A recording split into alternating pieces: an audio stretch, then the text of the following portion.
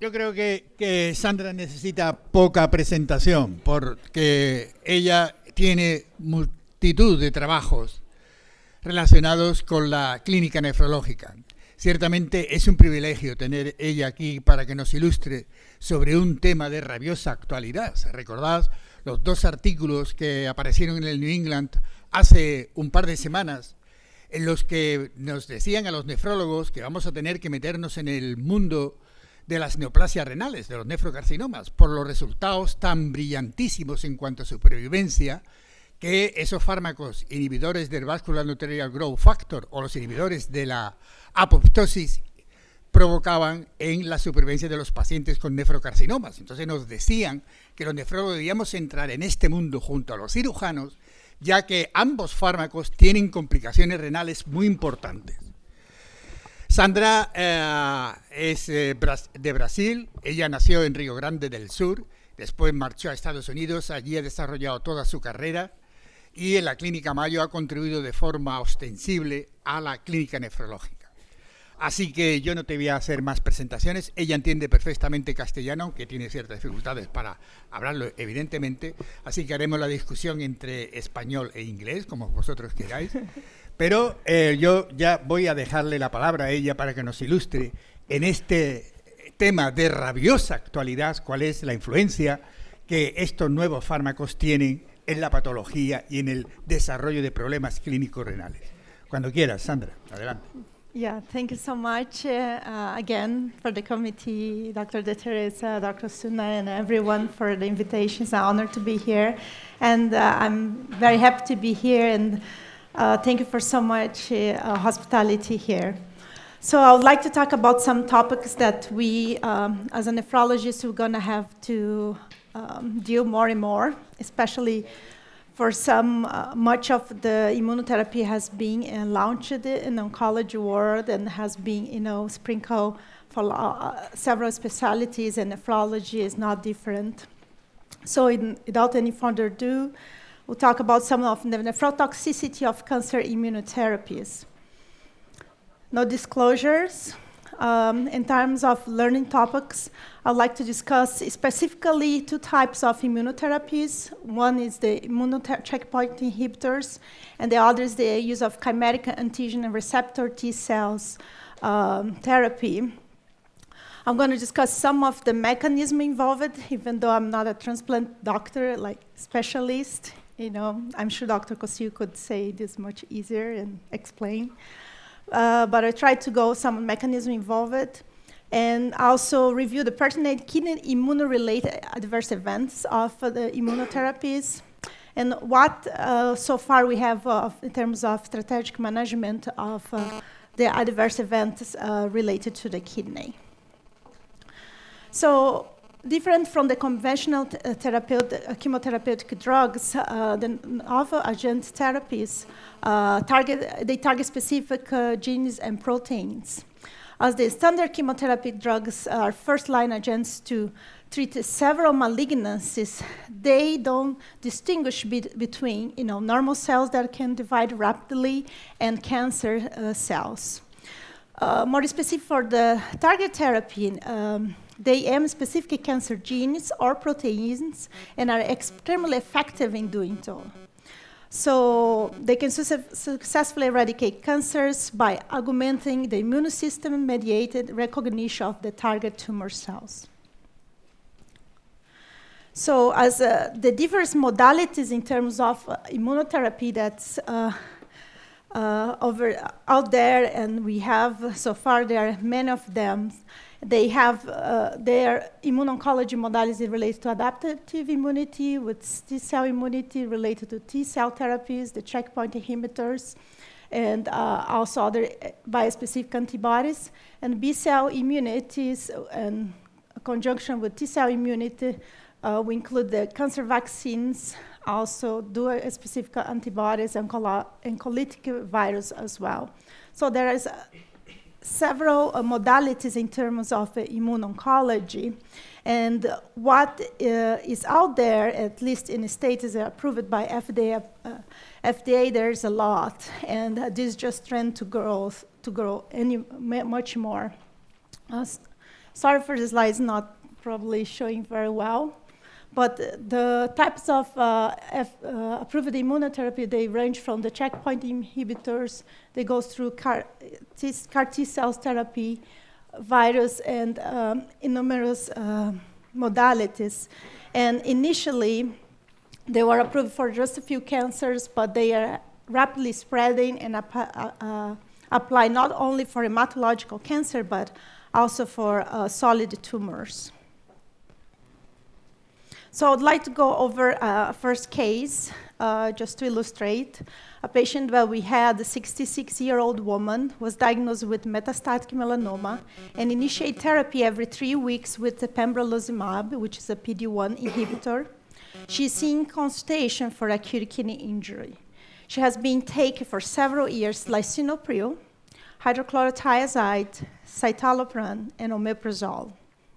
She has recently been noted to develop acute renal insufficiency and mild pancreatitis associated with some mild elevation of amylase and lipase.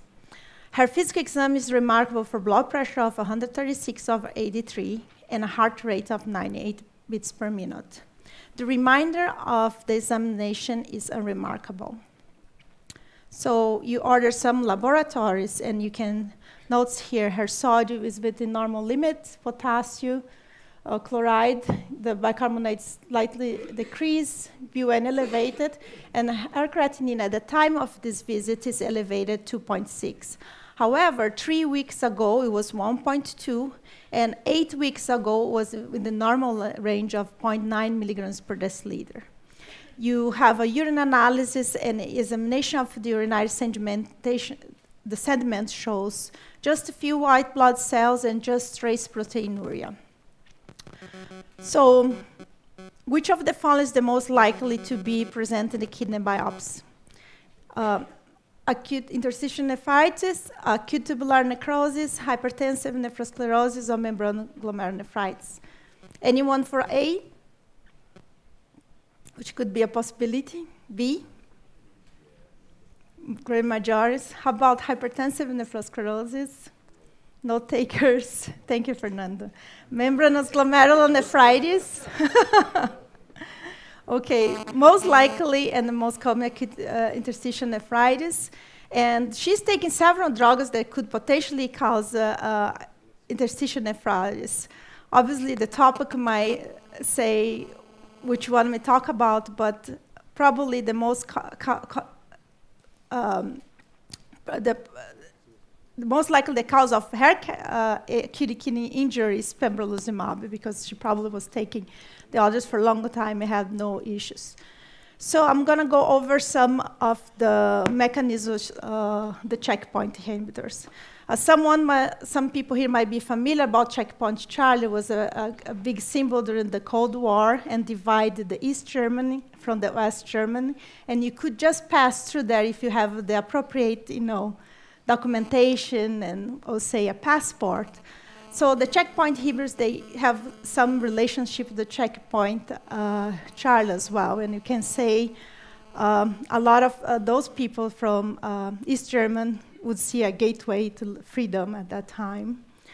Other thing that has been in evidence from last year since that the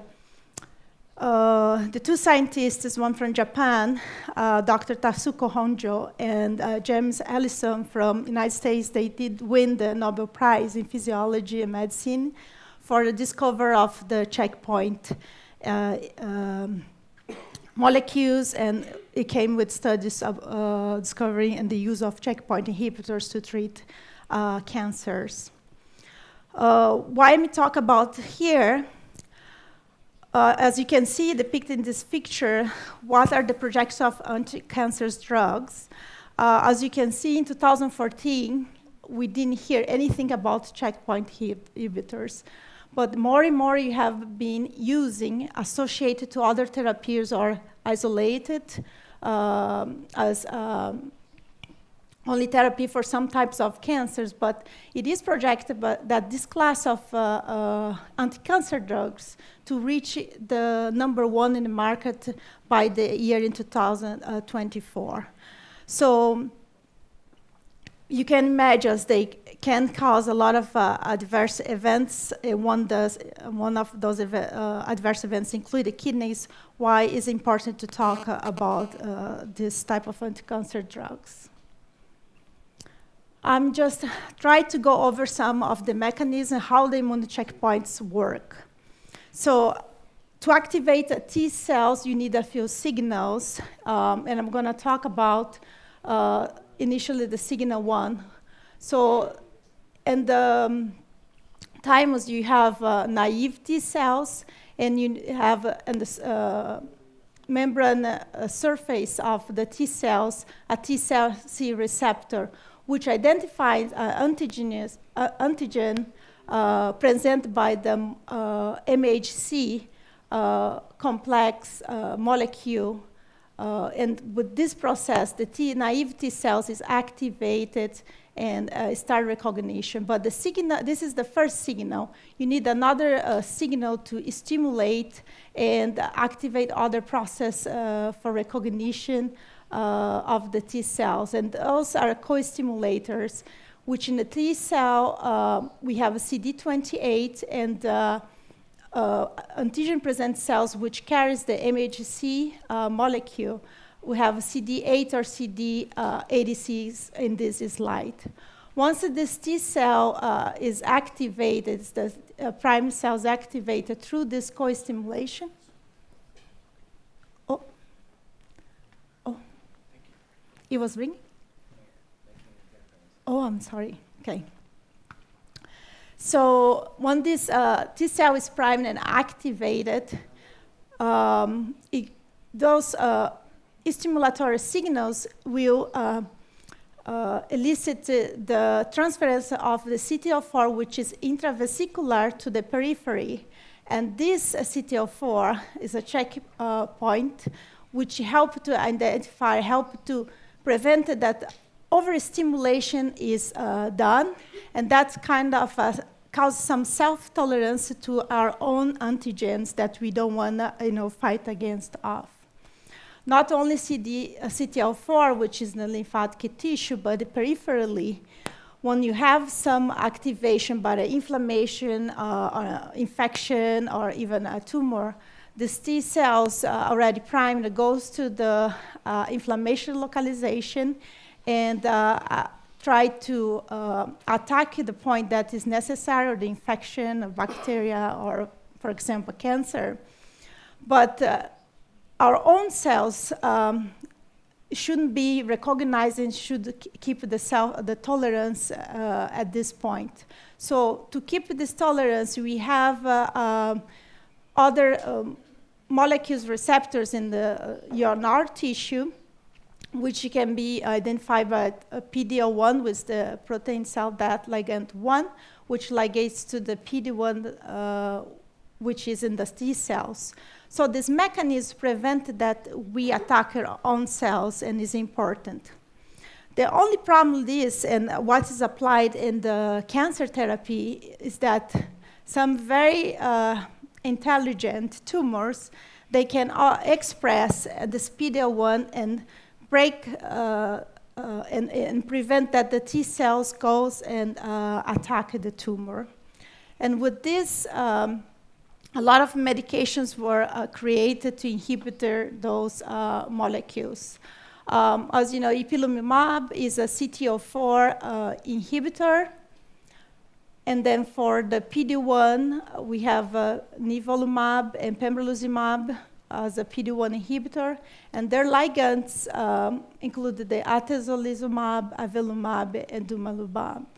So with these discoveries, you can see how astute and clever was to try to find a way of your own immune system to attack cancer, try to prevent more proliferation, active in this sense, since there's some very aggressive tumors who express a lot of the PD-1 ligands and can completely shut off the process.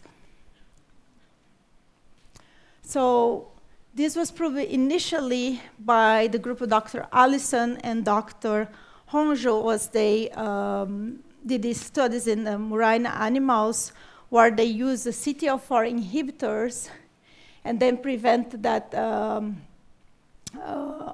and the possibility, the rejection of these tumors by the immune cell, by the anti-cells of the murine animals, as well as our PD-1 inhibitors they was able to do. Translating this to the current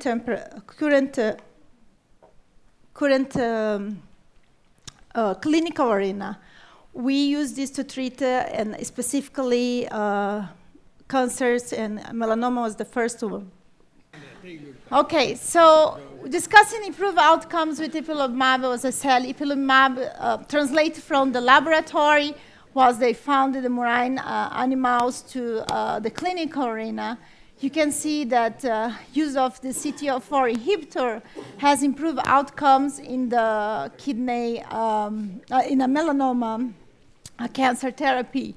And it is so significant that even ipilimumab alone can improve the outcomes. And in some patients, you can see that can go to 4.5 years, which was pretty good because this was like stage 3 to 4 melanoma is pretty advanced, and people had no other therapy for that. Well, this one. So an example of the people who had treatment with immune checkpoint heroes, our former president, Jim Carter, where he had treatment with ipilimumab. He was diagnosed with the cancer in 2015, and then had resolution by December of 2015. So it's pretty fast how things work. And by March 2016, he was completely cured of the disease, which is pretty amazing. And I had patients also who had the same issue and had been much improved. So, as Dr. Garcia was telling, treatment of kidney cancer has also been a lot of benefit with use, and especially dual therapy has been shown to improve the outcomes with nivolumab and ipilimumab as compared to sunitinib, which is another androgenous factor that helps also with this time tumors, and also has been quite good and improve the arena with metastatic cancers. And the two immune checkpoint inhibitors do work, and they seem to have a better outcome as shown in the figure. So what are the immune checkpoint inhibitors approved by FDA? You have nivolumab, ipilimumab, which is CTLA-4, with indication for melanoma. PD-1 inhibitor, both nivolumab and pembrolizumab, they both have helped and has been applied for several medications. Cancer therapy, I have friends from oncology. It's amazing how the number of immune checkpoint inhibitors have been used with other conventional type of cancer therapy. It has been applied to several cancers. And all the PD-1 ligands, they also have been pretty new and has been used in other types of cancer. So what's the data of immunity? As we were discussing, PD-1 and PD-L1 pathway is instrumental in peripheral tolerance, blocking this pathway, exacerbate experimental autoimmune diseases. And CD4 and CD8 T cell responses have been shown to be markedly enhanced when you block PD-L1 mice compared with wild-type mice in vitro and in vivo. We know that the murine animal has susceptibility to autoimmune nephritis. And here's some example of the pathology of the mice, where you have significant proliferation, glomerular proliferation, as compared to wild type, either with PD-L1 or PD-L2 knockout mice, as well PD-L1 knockout or PD-L2 alone. There is a significant increase in terms of sclerosis, crescents, obliterations, and those knockout models as well. Not only the kidney is involved, as you can see here, the PD-1 knockout mice has a significant inflammatory event when you have this model. And we have even been having reports of significant cardiotoxicity, and this has been even presented in major case reports. The data of autoimmunity also for CTL4 is also significant, with the animal model have, with deletion of CTL4, develop fatal lymphoproliferative disorder characterized by infiltration of lymphoblasts into the heart, lung, pancreas of neonates, and evidence for CTL4 susceptibility gene for systemic lupus erythematosus as well. Here, as you can see, you can show the wild type with the inducible knockout mice with congenital one, where wild type compared to the knockout ones, you have significant inflammation, not only in one organ, but several organs, including pancreas, pulmonary tissue as well. So immune-related adverse events can happen anywhere, as you can see. Can cause encephalopathy, hypophysitis, Zika syndrome, thyroiditis, very common as well. Some cases can cause a severe myocarditis. And what is relevant to us, kidney can cause interstitial nephritis, as you are very well aware, and some models glomerulonephritis include lupus nephritis. Also, another very important organ is GI tract. At least those patients we have reviewed at Mayo, they have a lot of GI symptoms as well. And here, as illustrated in this figure, GI being the most common, followed by skin, pulmonary, endocrine, and then renal. Overall incidence for PD-1 immune adverse related events is 16%, but for CTL4 it's more important, around 27%. And combined, which a lot of therapies have been used nowadays, has been quite high for immune related adverse events. So what is related to kidney-related immune related adverse events? So the first initial cases were all presumed. We didn't have biopsy proven, but then later on, as we become more aware of possible kidney-related immune adverse events, there was a few biopsy proven cases with CTL4 antibodies, and patients with new onset proteinuria develop NA positivity, as well double-strand DNA positivity, and the biopsy shows some type of lupus-like gene. After discontinuation of immune checkpoint inhibitors, these markers became negative. Other cases were related include 2 patients with nephrotic syndrome with biopsy showing acute interstitial nephritis. And related to CTL4 and PD-1 inhibitors, there were cases demonstrated by this Canadian author where they showed that very nicely here that serum creatinine had increased significantly after the second cycle of pembrolizumab, and renal biopsy show minimal change characteristics. And after initiation of corticosteroids, patient decreased significant proteinuria, which was about 5 actually 10 grams in 24 hours and decreased to lower levels until being close to between 2 and 4 grams.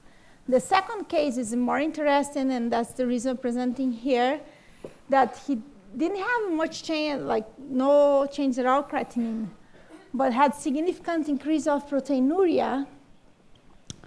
And after treatment with steroids, creatinine was within normal range, but the proteinuria had significantly decreased. And the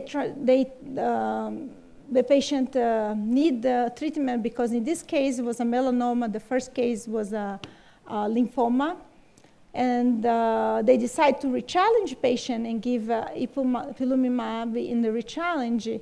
And as you can see here, proteinuria increased again. So that's what, like, one of the first case related association to the drug and the glomerular disorder. Here, the same case show electron microscopy with effacement of the podocytes. And here, case from the Yale group, Dr. Shirali and Pedrazella, they were not the first to describe those kidney-related adverse events. They had 6 patients treated for non-small lung cell carcinoma, treated with PD-1, and all the patients had PD-1 treatment, and one had a combination of PD-1 and CTLA-4 inhibitor. With outside the kidney adverse event, they also had a hypophysitis, which is not uncommon also to see in this population. And all the biopsy show interstitial nephritis, and this seems to me a common point.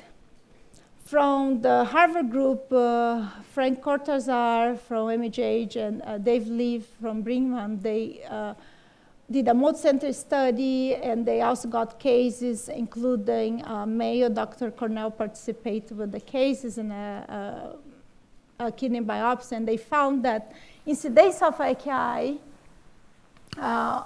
was around 2.2% overall.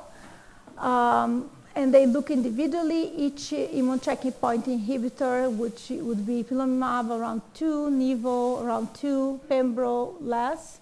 But when you use a combination of both drugs together, how high is the kidney-related adverse event? So this is a point to be really paying attention to patients who are going to get dual therapy with the immune checkpoint inhibitors. Here, our group at Mayo, we also did a systematic review, a meta-analysis, and evaluate the risk of AKI patients treated with PD-1 inhibitors versus non-PD-1 inhibitors. And we found cases with nivolumab, pembrolizumab, which quite not reached statistical significance, but they had a relative risk of 1.8 to develop acute kidney injury in this population. And the incidence was similar from the Cortazar paper with AKI occurring around 2.2% incidence, which it's low. But as I said before, as this drug is being used more and more, we have to be aware of this potential side effect. And they didn't have biopsy in all the cases, but seems like interstitial nephritis or presumed interstitial nephritis, because some patients didn't have kidney biopsies, was like almost 1 out of 5 patients develop acute interstitial nephritis in this population, this study. Also, not only renal acute kidney injury, they can have some electrolytes abnormalities. And as any other cancer therapy, they have hyponatremia, hypocalcemia, hypomagnesemia. But from this systematic review and meta-analysis, you could see that hypocalcemia was the main side effect, even though also low incidence, but the degree of severe hypocalcemia could be some case reports haven't showed that they affect the parotids, and PTH has been shown to be decreased, and it might be one of the mechanisms. But in the studies in the clinical trial, we didn't know what exactly happened to each patient. So this group, this paper is the most recent published by the M.D. Anderson group. They point out that most of the patients, 15 of the patients treated with PD-1 antibodies, had AIN as the most common pathology found in a biopsy. However, they wanted to point out that 5 of these patients had different associated or not had to interstitial nephritis. They had other glomerular disease, including membranous glomerulonephritis, C3 glomerulonephritis, IgA, and one case was the amyloid. They discontinued immune checkpoint in 15 of the 16 cases. Steroids and further immune suppression were used in most of the cases as indicated for the treatment of AIN or the glomerulonephritis, depends which case, with the majority achieving completely to partial recovery. So this case illustrates that not only AIN is the main cause, and we have to be careful with that. So how would they suggest treatment or management of immune checkpoint inhibitors associated AKI? So when we review the case, at least at Mayo, a lot of the patients, they have creatinine, but they didn't have urine analysis. So sometimes you miss if the patient already has some proteinuria or something going on, that the use of releasing the checkpoint, could predispose these patients to autoimmunity and develop some other causes of glomerulonephritis, for example. So it would be important in your group with oncologists, hematologists working and get a complete panel, including urine analysis, if possible, some proteinuria, creatinine ration, and have this followed during the follow-up as well. And kidney biopsy should be considered if nephrotoxicity is suspect, because you want to make sure this is not only AIN, even though by the oncologists they recommend even doing some presumed treatment with steroids. But especially if urine analysis is active sediment, it would be important to sort out if something else is going on. What do you do if you are in front of a patient develop acute kidney injury related immune checkpoint inhibitors? Obviously, we will suspend the treatment with immune checkpoint inhibitors, or at least hold. And what we usually do is remove any medication that potentially could cause interstitial nephritis or be potentially related, since you might predispose the patient to acute interstitial nephritis, even though the patient might be using PPI for a long time. Steroid therapy for AIN can be IV versus oral, followed by taper, depends how aggressive, and sometimes the patients might have some extra renal adverse event. Some literature has shown that MMF also has been used for some more refractory resistant cases. And there is an increased risk of AKI, obviously, with the exposure of to the treatment. But some patients are either between, I'm going to die of metastatic melanoma, or I'm going to go on dialysis, and some might be up to redo the rechallenge. And we have found that some cases might be beneficial to use a dose of steroids, which doesn't need to be very high. As well, or some cases even consider switching the immune checkpoint inhibitor class. So as we know this and release your immunity and be up to attacking, it's interesting to see what use immune checkpoint inhibitors in kidney transplantation and rejection. So as you can see, immune checkpoint inhibitors raise concern for development of rejection. And usually the timing when used this therapy may range from 1 to 8 weeks. They recommend, especially in melanoma treatment, they recommend to remove the immune suppression medication, especially steroids therapy. And although the data limited, there's some literature that seems like more rejection to be presented with PD-1 blockage. And suggests the role of PD-1 establishing and maintaining tolerance in peripheral tissues compared to the CTL4. which is primarily involved in the initial T cell process of activation of the lymph nodes.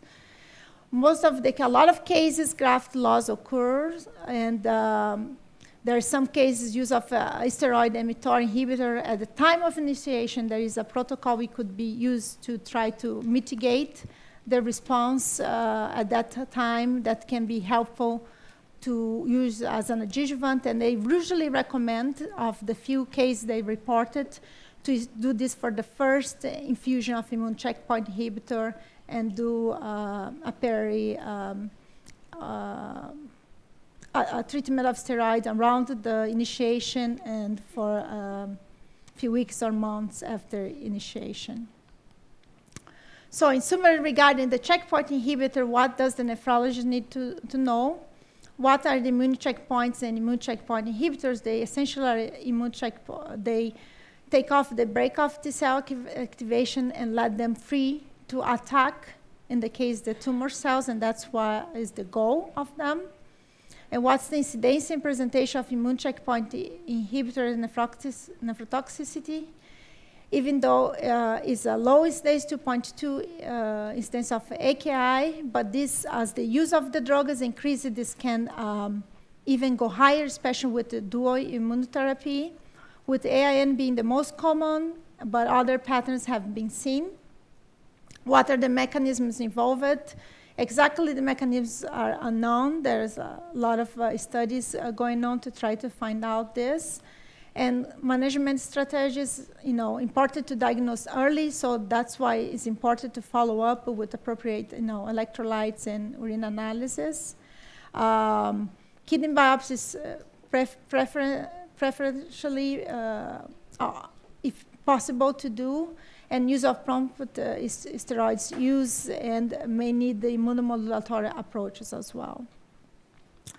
So this was about immune checkpoint inhibitors, and talk a little bit about CAR T cells, which a pretty new therapy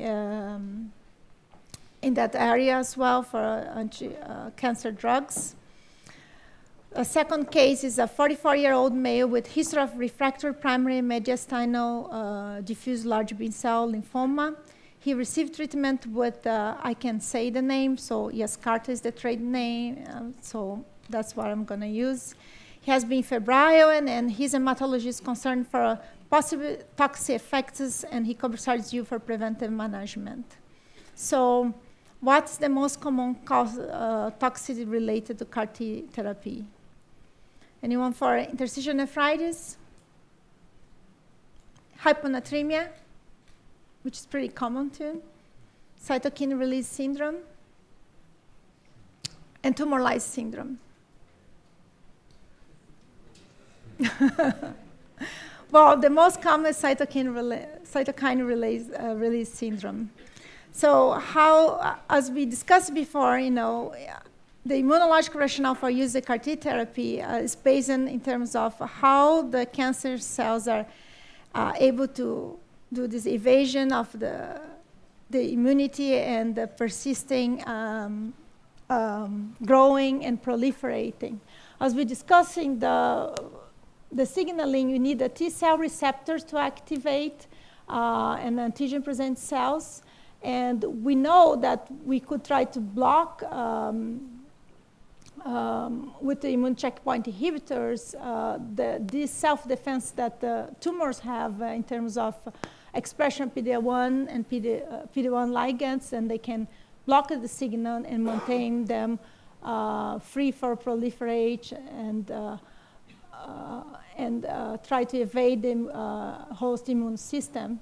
But there are other co-stimulatory factors that are also important that are not completely free, and that's why the CAR T cell therapy has been used for some types of cancers. In this case, the tumor that he has found a way to act on in terms of the checkpoint PD-1 and kind of overcome this effect and block the effect of T cell and effectors for that. And even though you could do change T cell receptors and be able to identify the antigen in tumors, they also are able to modify the MHC and prevent that modified lymphocyte T cell receptor as well. And then they can also block. So that's why it's difference between engineered T cells versus CAR T cells. As you remove the T cells from the peripheral tissue and use some viral or non-viral insertion and of genes, you can use a gene to modify the T cell receptor and attack the tumor. But as I said before, the cancers are very smart. They can modify the MHC and then overcome this issue as well. And then the research and therapy has been done in this area. CAR T, it's a much more efficacious way to do that because you completely change this and insert a chimeric antigen receptor, which is not susceptible to the MHC modification of the cancer. And this CAR T can identify a specific antigen and attack the cells. Obviously, before you giving those CAR T or engineered T cells, you want a precondition with chemotherapy to avoid the super cytokine release syndrome. And that's why you try to do some preconditioning and decrease the number of lymphocyte macrophages. And here are the three types, the usual endogenous T receptors with the transgenic modified, and this is the CAR T with signaling domains that will be more efficacious, and they do not need the MHC to act upon that cancer, and they can be much more efficient in terms of therapy and attack the cancer. Here, just another figure expressing and one of the anti-CD19 CAR T protein and the presence in the cancer. So how this is, CAR T therapy is performed. And then the patient comes to the clinic and you have leukapheresis, you remove the T cells. Once removed, you have the capacity of insert the CAR T in the T cell. This process might take, the fastest 10 days, but it can take up to 6 weeks, which some types of, leukemias, patient may not be even alive at the time of 6 weeks. So the scientists and there's a lot of pressure to make this very fast and to work rapidly to the patient. So once insert the CAR T therapy, CAR T antigen to the T cells, those T cells are expanded with cytokines, growth factors, and they proliferate to millions, and then they're injected to the patient. And then the CAR T are ready to go and attack the specific antigen of the tumor and do what they're supposed to do and try to kill. Most of the CAR T nowadays is done for hematological cells, and you can say why B-cell malignance. It's much more specific, and they antigen that can be attacked without and avoid to attack other types of cells in your body. They had done initially CAR T for breast cancer, and they inject the H2, the HER2 receptor there. But they didn't know that in the heart they have very little amounts of HER2 receptors, and patients die or severe cardiotoxicity. So depends of antigen you choose, you have to be very specific and be certain you're gonna just attack that type of malignancy. So the hematologic malignancies are probably the best ones to use this type of therapy, even though we do have some for solid tumors as well. Promising results. The good thing about CAR T, they have a capacity to proliferate and persist is up to a year, even more, showing recent clinical trials. And the other good thing, they have no stem cells, and they cannot replenish the CAR T population. So there are 2 trials that have been presented. One is the Eliana trial, when they use autologous CAR T cells targeting the CD19, where they use the chimera in pediatric and young adult populations to treat LL. And they saw that 75 patients infused with a follow-up of 30.1 months had a significant remission of the disease of 81%. 60% of patients achieved a complete remission, and they noticed that up to 20 months, at least the camera was there.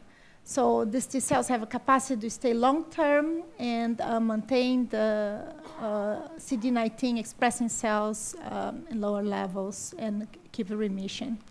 The other trial, also which led to the approval for FDA, is the ZUMA-1 trial, where they use the CAR T cells, but a different type of CAR T cells to use for diffuse large B-cell lymphomas. They follow for over 27 months, 101 patients, and they have very good complete response, up to 60%. And you have to note that both populations, leukemia and diffuse cell lymphoma, they have been, refractory to any kind of therapy. So this is it's really a miracle for a lot of families and patients who haven't received this therapy.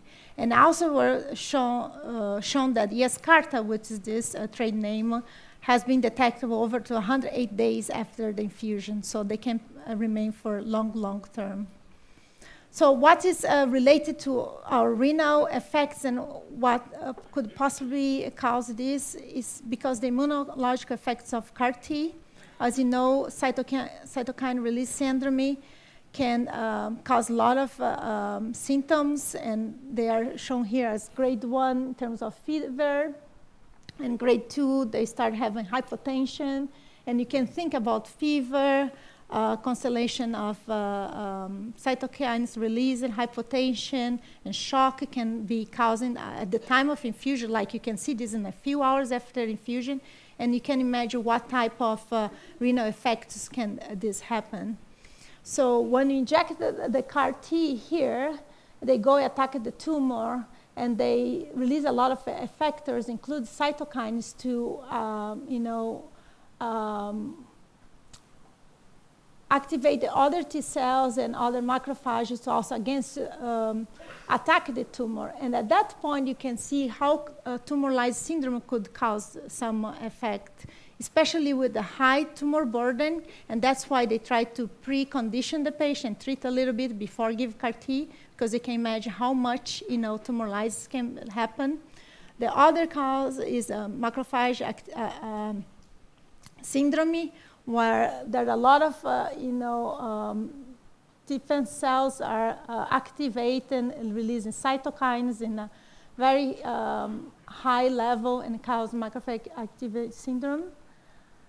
And the last but not least, cytokine release syndrome, which is the most common cause of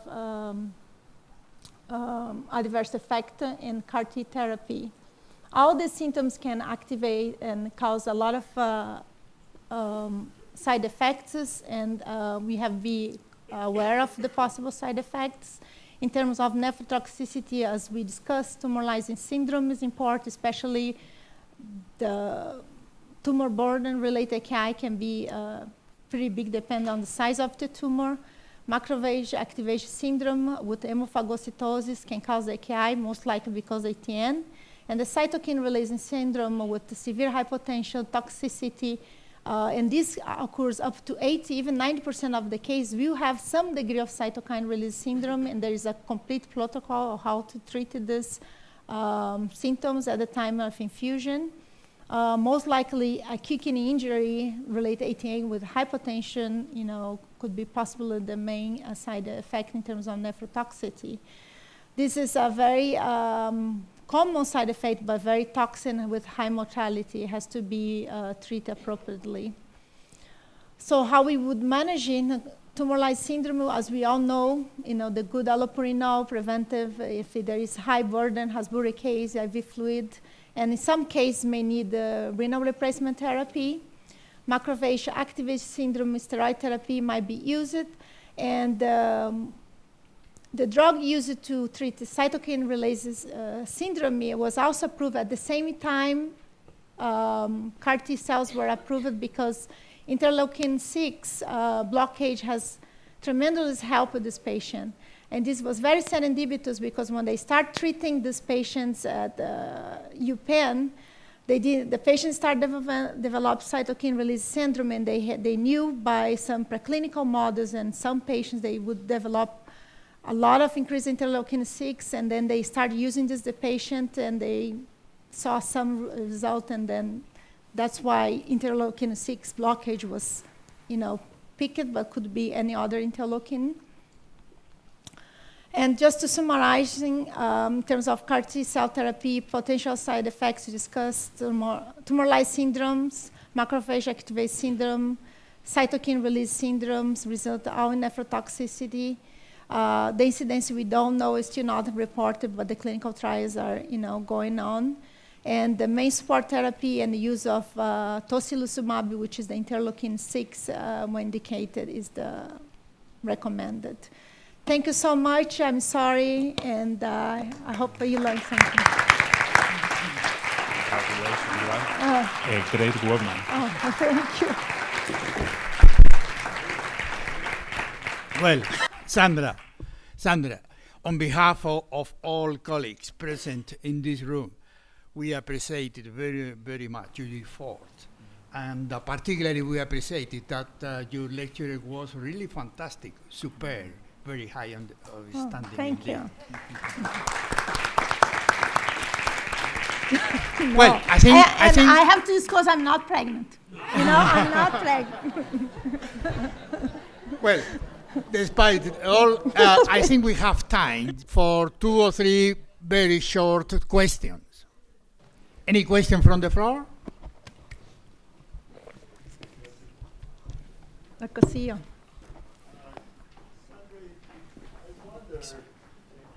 Gracias. I wonder if some of these patients that develop, I'm talking about checkpoint inhibitors, they had a pre-existing interstitial nephritis that was subclinical. Because if, particularly the patient that you presented was taking omeprazole, and the incidence of interstitial nephritis with omeprazole is also in the 5% or less than that, and many of those, I bet, they are subclinical. They send them a lot of the renal pathology is subclinical. And if you put somebody with a very mild interstitial infiltrate and you give them a checkpoint inhibitor, I'm sure it will go crazy and very quickly. Exactly. Yeah. So that goes to the point in the second case, they send the patient to you to evaluate before the addition of the CAR T. I wonder if those patients really should have a very close scrutiny of the urine analysis to see if there's any leukocyturia. And take them off omeprazole or any other high offending agent. Yeah, that's my point, because we are reviewing this case at Mayo, and most of the patients say like 90-something%. If they're not omeprazole, they get omeprazole because they have some stomach, they're going to get steroids, and so they put the patients on omeprazole. But most of the patients are omeprazole, and a lot of experts in the field, they think that probably the use of those drugs like PPI and SEDs might predispose you to have acute interstitial nephritis. So possibly. Can I ask you about in regards to the second question, could it be, sorry to suggest this, that IL-6 is actually important for the mechanism of CAR T effect on the tumor? Because acute inflammation, so if you block IL-6, do you actually block partially the effect of CAR T against the tumor?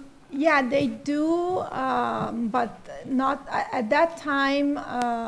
You really wanted to avoid the use of tocilizumab is just when the grade it's higher. I think about grade 3 or higher. That then you're gonna lose the patient. And that point, the oncologist, the hematologist, they decide to do, but they have a very specific criteria. Fever, mental change. When this is like that grade 2 or grade 3. They give tocilizumab, but they are much more up to give it, to block the interleukin-6 alone than give, for example, steroids therapy. They give this for the next step, because when you do steroid, you try to down all the effectors of the T cells at that point, so they prefer giving only one specific interleukin, which helps a lot with the cytokine releasing syndrome. side effects. But yeah, obviously, but they let the patient, have fever. They give a lot of Tylenol. The patient's like crazy. They have like fever like every 2 hours up. A little bit of fever. Yeah. No, it's like 38, 39. It's like very high fever. And then following Fernando's first question, any specific clinical characteristics from the patient in order to prevent the immunotherapy-related renal disease? Any suspicions? Well, it's hard to say. What I would say, try to avoid, any medication that potentially could cause interstitial nephritis if possible. The other thing, have a baseline evaluation like Dr. Cossio has told, because sometimes the patient might have a GN already that's not completely. We had a case in GBM that we're avoiding to give. She has melanoma because she has a familial and she has an GBM disease, and they're concerned at giving and activating. And in rheumatology in the arena, we see they do have more experience. They do have a flare-up of their disease. If they are rheumatoid arthritis, they do have a flare-up. They can manage it with some steroids, some up titration of their immunotherapy, the immunosuppressive therapy for the rheumatological disease, but they try to avoid very high dose steroids or something that avoid. Bueno, la última cuestión, la última pregunta, Mario. Well, thank you very much indeed again. We will finish this your presentation. Thank you, Sandra.